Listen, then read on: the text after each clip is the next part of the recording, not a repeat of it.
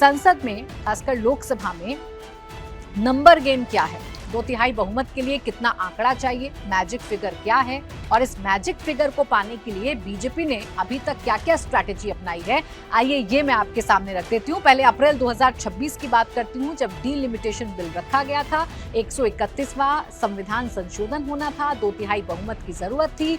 सरकार के पास 298 यानी कि एनडीए के पास 298 वोट थे, लेकिन 2/3 के लिए 360 का आंकड़ा बीजेपी को चाहिए था, एनडीए को चाहिए था, और एनडीए के पास इतना बहुमत नहीं था। हालांकि कोशिश की गई, इस बिल को टेबल किया गया, इस पर चर्चा की गई, लेकिन चर्चा के बाद जब वक्त वोटिंग का आया तो वोटिंग के दौरान जो वोट पड़े थे 298 पक्ष में पड़े थे और 230 विपक्ष में पड़े थे, यानी सीधे तौर पर यह बिल गिर गया था। उस वक्त की स्पीचेस याद करिए जो प्रधानमंत्री नरेंद्र मोदी ने लोकसभा में खड़े होकर दी थी और गृह मंत्री अमित शाह ने सदन में खड़े होकर दी थी। प्रधानमंत्री ने खड़े होकर ये कहा था कि ये महिला आरक्षण बिल से जुड़ा हुआ बिल है, इसे पास विपक्ष को कराना चाहिए, और प्रधानमंत्री ने एक कदम आगे निकलते हुए ये कहा था कि क्रेडिट के लिए नहीं, अगर क्रेडिट चाहिए तो सब क्रेडिट ले लें, पूरा विपक्ष क्रेडिट ले लें, हमें क्रेडिट नहीं चाहिए, लेकिन इस बिल को पास कराइए, ये प्रधानमंत्री ने कहा था। गृह मंत्री अमित शाह ने भी यही कहा था कि बिल महिला आरक्षण से जुड़ा हुआ है, इसे पास करा दीजिए, लेकिन तब विपक्ष ने सरकार का साथ नहीं दिया था, अलग अलग तरीके की राजनीति हुई थी।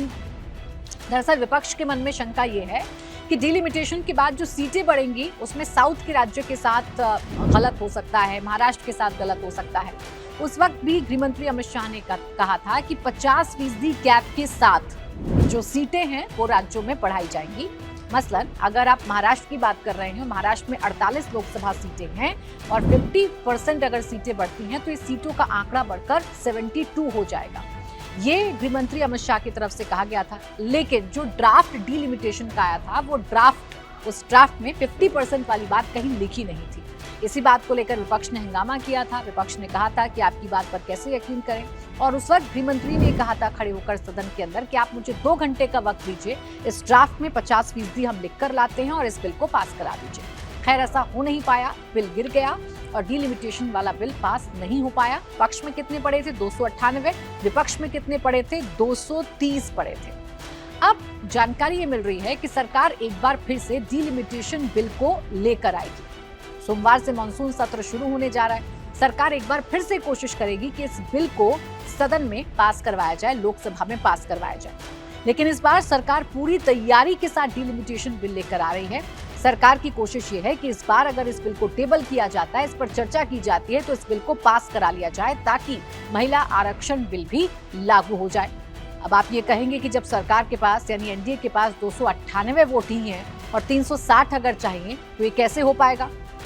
तो इसकी तैयारी भी सत्ता पक्ष ने कर ली है, और इसकी तैयारी अब रिलेट करिए पश्चिम बंगाल में जिस तरीके से टीएमसी के सांसद बागी हुए, 20 सांसदों ने टीएमसी का साथ छोड़ा, एनसीपीआई में उन्होंने अपने आप को मिला लिया, और एनसीपीआई एनडीए का घटक दल है। इसके साथ ही साथ महाराष्ट्र में उद्धव गुट के अगर 6 सांसद बागी होते हैं, एनडीए के साथ ही हो जाते हैं, तो ये कैलकुलेशन है, यही कैलकुलेशन चल रहा था ताकि 360 का आंकड़ा जैसे तैसे पार किया जा सके। अभी आप समझिए 540 सीटें हैं हमारे लोकसभा में, उसका 2/3 कितना होता है? 360 होता है। पिछली बार सरकार को 54 सीटें कम पड़ गई थी क्योंकि 298 वोट ही सरकार के पास थी, और इस बार इन 54 वोटों का जुगाड़ कैसे किया गया है? 298 एनडीए के हैं, 6 उद्धव गुट के हैं और 20 हैं टीएमसी के, जो अभी पक्के तौर पर एनडीए के साथ नजर आ रहे हैं। अगर इन सबको आप प्लस कर देंगे तो यह आंकड़ा हो जाएगा 324 का।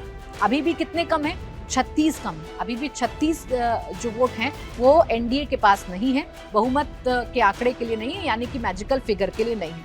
इसका भी इंतजाम किया जा रहा है। कैसे किया जा रहा है? एनसीपी शरद गुट में कल रात से बड़ी हलचल बढ़ी थी। कल महाराष्ट्र में बैठकों का दौर शुरू हो गया था। एनसीपी शरद गुट के नेता जाकर मिले थे देवेंद्र फडणवीस से, और तभी चर्चा हुई थी कि जो एनसीपी शरद गुट के 8 सांसद हैं वो बीजेपी का साथ दे सकते हैं, वो बीजेपी के साथ जा सकते हैं। हालांकि सियासत में जो करते हैं वो कहते नहीं हैं और जो कहते हैं वो करते नहीं हैं। ऐसा ही इस वक्त महाराष्ट्र की सियासत में हो रहा है, क्योंकि सुप्रिया सुले ने कहा कि ऐसा कुछ भी नहीं है कि हम भारतीय जनता पार्टी के साथ जा रहे हैं। हम फ्रंट डोर से गए थे, फ्रंट डोर से ही वापस आए हैं। हम बाकी सियासत के बारे में चर्चा करने गए थे, प्रदेश के बारे में चर्चा करने गए थे, लेकिन अटकलें यही हैं कि एनसीपी शरद गुट के 8 सांसद हैं और एनसीपी शरद गुट ने यानी कि शरद पवार ने ये तय कर लिया है कि डिलिमिटेशन का बिल अगर सरकार लेकर आती है तो ये 8 सांसद एनडीए के पक्ष में वोट करेंगे। तो 8 और प्लस कर लीजिए, 324 में 8 और प्लस हो जाते हैं। और इसके अलावा ताजा इंडिया अलायंस से नाराज हुई डीएमके स्टालिन की पार्टी, वो स्टालिन की पार्टी जो इंडिया अलायंस के लिए बड़ी महत्वपूर्ण थी, क्योंकि 22 सांसद हैं डीएमके के पास, कांग्रेस के बाद और समाजवादी पार्टी के पास। बाद ये तीसरी बड़ी पार्टी डीएमके है जिसके पास 22 सांसद थे।